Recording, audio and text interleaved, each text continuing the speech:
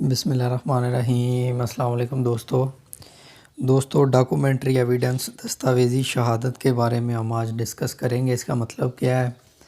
تو سب سے پہلے ہم دیکھیں گے دوستو، کئی لحاظ سے دستاویزی شہادت کو زبانی شہادت کی نسبت بہتر تصور کیا جاتا ہے۔ وجہ یہ ہے کہ زبانی شہادت کے متعلق ہمیشہ ایک خاص شک رہ جاتا ہے۔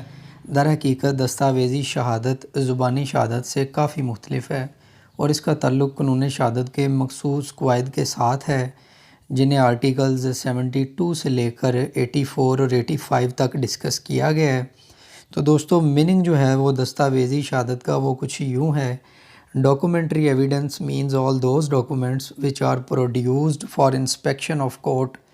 دستاویزی شہادت سے مراد وہ تمام دستاویزات ہیں جنہیں عدالت کے ملاحظہ کے لیے پیش کیا جا سکتا ہے۔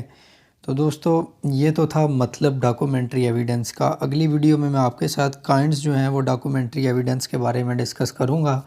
تو اس ویڈیو کو دوستو آپ لائک کریں، میرے چینل کو سبسکرائب کر کے بیل آئیکن کو دبا لیں تاکہ اگلی آنے والی جو انفارمیٹیو ویڈیو ہے وہ آپ تک پہنچ جائے۔ تب تک کے لیے اللہ حافظ۔